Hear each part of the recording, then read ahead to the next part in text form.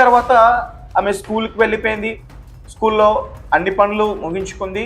తర్వాత రూపారెడ్డి సాయంత్రం 5 గంటల సమయంలో ఇంటికి వచ్చేసింది. కొండమల్లి మండలం జేబీ కాలనీలో వీళ్ళ ఇల్లు ఉంది. సో ఇంటికి వచ్చిన తర్వాత రూపారెడ్డి హత్య చేయబడింది. తర్వాత ఎవరు చంపారు, ఎందుకు చంపారు, ఎలా చంపారు, ఇవేమీ కూడా ఎవరికి అర్థం కాల. రూపారెడ్డి బాడీ దొరికినప్పుడు ఆమె వంటిపైన 27 సార్లు కత్తితో పొడిచిన గుర్తులు కూడా పోలీసులు గుర్తించారు. సో ఈ కేసుని సీరియస్గా తీసుకున్న జిల్లా ఎస్పీ ఆయన ఆదేశాల మేరకు డిఎస్పీ శ్రీనివాస్ ఆధ్వర్యంలో 3 బృందాలుగా విడిపోయి నిందితుల్ని పట్టుకోవడానికి ప్రయత్నించారు. ఆ స్కూల్ స్టాఫ్ని విచారణ చేశారు. తర్వాత రూపారెడ్డి రిలేటివ్స్, ఫ్రెండ్స్, అలాగే రూపారెడ్డి యొక్క భర్త, అలాగే అతని కొడుకు ఇద్దరిని కూడా విచారణ చేశారు. ఆల్మోస్ట్ 80 మందికి పైగా వ్యక్తుల్ని విచారణ చేశారు. అందులో స్కూల్కి సంబంధించి 50 మందిని విచారణ చేశారు. అందులో వారందరూ కూడా పూర్వ విద్యార్థులే, అదే స్కూల్లో చదువుకున్న వారు, బయటికి వెళ్ళిన వారు, అలాగే అదే స్కూల్లో ఉన్నవారు. వారందరినీ కూడా పోలీసులు విచారించారు. తర్వాత సంచలనమైన నిజాలన్నీ కూడా బయటపడ్డాయి. సో సాధారణంగా హత్య చేసిన వాళ్ళు పోలీసుల నుంచి ఎట్టి పరిస్థితుల్లోని తప్పించుకుని వెళ్ళలేరు. రూపారెడ్డిని హత్య చేసిన వాళ్ళు హ్యాండ్ గ్లౌజులు తొడుక్కుని అక్కడికి వచ్చే ముందు సీసీటీవీ ఫుటేజ్లో ఆపేసి మనం చేసిన పని ఎవరికి తెలీదు అని చెప్పి వాళ్ళు అనుకున్నారు. కానీ పోలీసులు కంపల్సరిగా కనిపెట్టేస్తారు, డెడ్ ఈజీగా కనిపెడతారు. మీ ఫోన్లు స్విచ్ ఆఫ్ చేసినా, మీ ఫోన్లు తగలబెట్టేసినా, మీ సిమ్ములు ఎరగొట్టి కాల్ చేసినా, ఏం చేసినా సరే ఆ కాల్ డేటా అనేది పోలీసులు ఖచ్చితంగా బయటకి తీసుకుని రాగలరు. అలానే అంటే ఆ ఏరియాకి సంబంధించి cell tower dump call details కూడా బయటకి తీశారు. ఎవరితో ఏం మాట్లాడారు, దేని గురించి డిస్కస్ చేశారు, అలాంటి విషయాలన్నీ కూడా బయటకు వచ్చేస్తాయి. ఆ సెల్ టవర్కి కనెక్ట్ అయి ఉన్న మొబైల్ డీటెయిల్స్ అన్ని కూడా ఖచ్చితంగా బయటకు వస్తాయి. సో ఆ రకంగా పోలీసులు ట్రై చేసే ప్రయత్నం చేశారు. 20 మందికి పైగా విచారించారు. 50 సీసీటీవీ ఫుటేజ్లు అన్నింటినీ కూడా పరిశీలించారు. రూపారెడ్డి ఎక్కడైతే ఆమె హత్య చేయబడిందో దగ్గరలోనే ఒక చింత చెట్టు ఉంది. అక్కడ ఈ హ్యాండ్ గ్లౌజెస్ అన్నీ కూడా పడేసి ఆ ఇంట్లో 4 లక్షల రూపాయలు తీసుకుని గోవా పారిపోవడానికి ప్రయత్నించారు ఆ నిందితులు ఎవరో కాదు, రూపారెడ్డి ఏదైతే ఆమె స్కూల్ నిర్వహిస్తూ ఉందో ప్రిన్సిపల్గా, నాగార్జున పబ్లిక్ హై స్కూల్, అదే స్కూల్లో ఉన్న 10వ తరగతి చదువుతున్న విద్యార్థులు. వాళ్ళు గంజాయికి అలవాటు పడ్డారు, లగ్జరియస్ లైఫ్కి అలవాటు పడ్డారు. దానికోసం రాబరీస్ కూడా చేస్తూ ఉన్నారు. అలాగే వీరు రూపారెడ్డిని ఎందుకు హత్య చేశారంటే, ఇంతకుముందు ఆ స్కూల్ ఏరియాలోనో లేదంటే వాకింగ్ ఏరియాలోనో రూపారెడ్డి ఈ ఎవరైతే హత్య చేశారో ఈ ముగ్గురు కూడా గంజాయి కొడుతున్నప్పుడు ఈమె చూసి దాని అంతటిని కూడా ఫోన్లో రికార్డ్ చేసి సాధారణంగా గంజాయి డ్రగ్స్ తీసుకునే వారిని పోలీసులకు పట్టిస్తారు. ఏం చేస్తుందంటే ఆ పిల్లల భవిష్యత్తు గురించి ఆలోచించింది. పోలీసులకి వీడియోని ఫార్వర్డ్ చేయకుండా, వాళ్ళకి చెప్పకుండా తల్లిదండ్రులకి చెప్తానని వాళ్ళు బెదిరించి ఇక మానేనట్టు కూడా చెప్పింది. సో అలా ఆ వీడియో ఆమె దగ్గర ఉంది. ఆ రోజు వాళ్ళు భయపడి వెళ్ళిపోయారు. దాని తర్వాత వారు ఒకటి అనుకున్నారు, వారు ముగ్గురు కలిసి, రూపా దగ్గర మన వీడియో ఉంది, ఎలా అయినా సరే మన పేరెంట్స్కి చెప్పేస్తే ఊరు మొత్తం తెలిసిపోతుంది, చాలా ఇబ్బంది అయిపోద్ది, ఎలా అయినా సరే మనం చంపేయడానికి ప్లాన్ ఏంటి, ఇలా చేద్దాం మేడం, స్కూల్ నుంచి ఒక 15 మినిట్స్ ముందే వచ్చేస్తుంది, స్కూల్ క్లోజ్ అయ్యే ముందు ఒక 15 మినిట్స్ ముందే వచ్చేస్తుంది. సో వాకింగ్ వెళ్తుంది, వాకింగ్ వెళ్ళిన తర్వాత ఇంటికి రాగానే అటాక్ చేయాలంటూ కూడా వారు ప్లాన్ చేసుకున్నారు. సో ఇంటికి రాగానే అప్పటికే ఆ ఇంటి వెనకాల నుంచి వీళ్ళు లోపలికి చేరుకున్నారు. ఆమె ఇంటికి వచ్చి డోర్ తీయగానే లోపలికి వెళ్ళి ఆమెని అటాక్ చేసే ప్రయత్నం చేశారు. దీంతో ఆమె వీళ్ళని గుర్తుపట్టింది, వీళ్ళెవరు అనేది గుర్తుపట్టింది. సో అప్పుడే భయపడి వీళ్ళు కత్తితో ఆమెని 27 సార్లు కత్తితో పొడిచి చంపేశారు. దాని తర్వాత ఇల్లు మొత్తం వెతికి ఒక 4 లక్షల రూపాయల నగదును కూడా తీసుకుని గోవా పారిపోవడానికి ప్రయత్నించారు. సో రూపారెడ్డి హత్యకి కారణం స్కూల్లో చదువుతున్న విద్యార్థులు. అలాగే వారు గంజాయి కొడుతున్నప్పుడు రూపారెడ్డి అదంతా కూడా సెల్ ఫోన్లో చిత్రీకరించింది. ఆ భయంతో ఎక్కడ చెప్పేస్తుందనే భయంతో ఇంకొక విషయం కూడా ఉంది. ఇందులో ఒక స్టూడెంట్ అయితే అతనికి క్రమశిక్షణగా సరిగ్గా ఉండట్లేదు అని చెప్పి స్కూల్ నుంచి టీసీ ఇచ్చి పంపించేస్తుంది, వేరే స్కూల్కి ట్రాన్స్ఫర్ చేస్తుంది. సో అందుకోసం కూడా ఈమంటే కక్ష కట్టారు, అందుకోసం కూడా చంపడానికి ఒక కారణం. సో ఇలా ఈ 2 అంశాల గురించి ఆలోచించి వారు ఈ నిర్ణయం తీసుకుని ఆమెను హత్య చేశారు. తర్వాత గోవా పారిపోవడానికి ట్రై చేశారు. ఇబ్రాహీంపట్నంలో ఒక వ్యక్తిని అయితే పట్టుకున్నారు.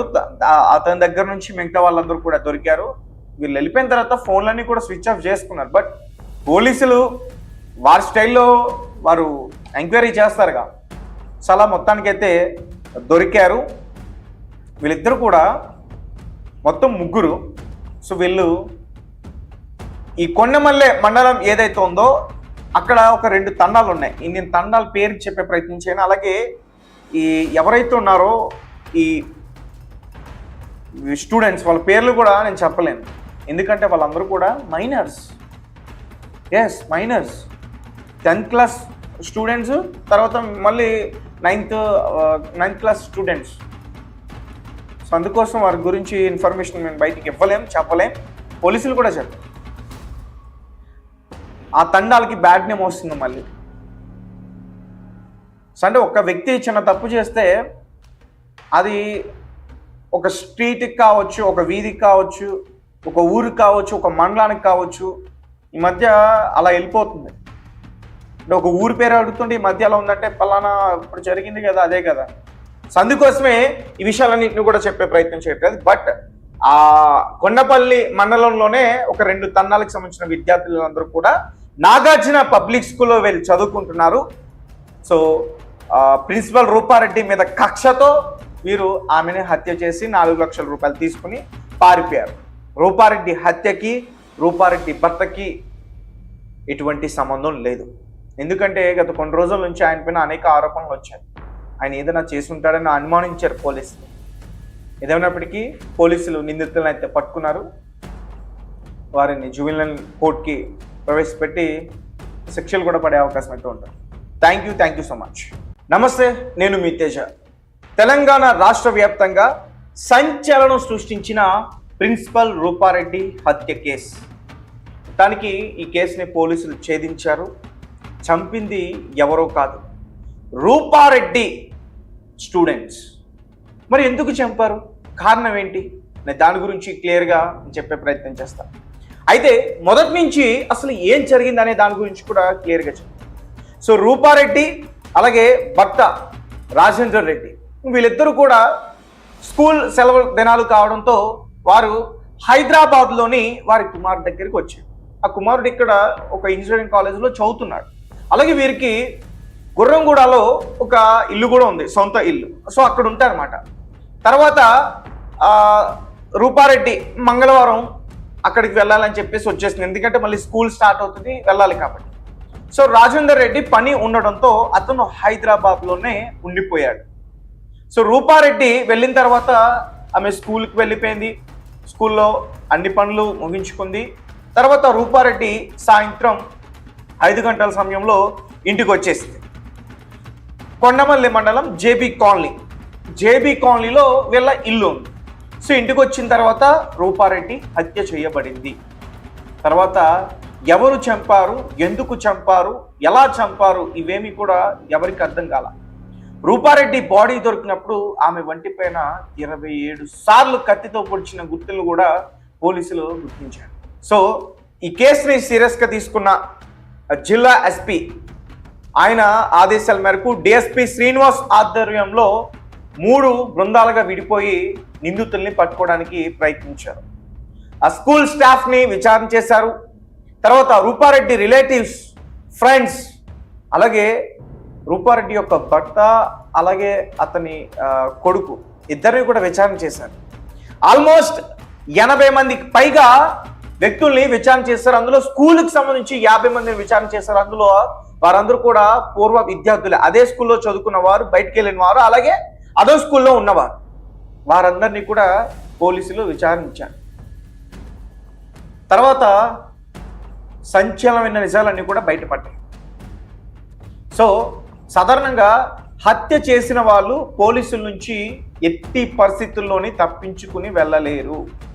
రూపారెడ్డిని హత్య చేసిన వాళ్ళు హ్యాండ్ గ్లౌజులు తొడుక్కుని అక్కడికి వచ్చే ముందు సీసీటీవీ ఫుటేజ్లు ఆపేసి మనం చేసిన పని ఎవరికి తెలీదు అని చెప్పి వాళ్ళు అనుకున్నారు.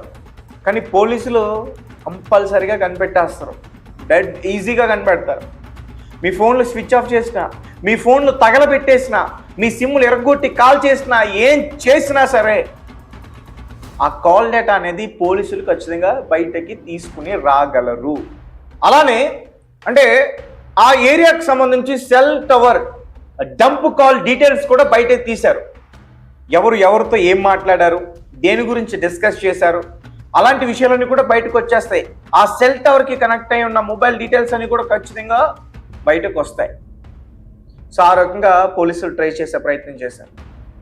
20 మందికి పైగా విచారించారు.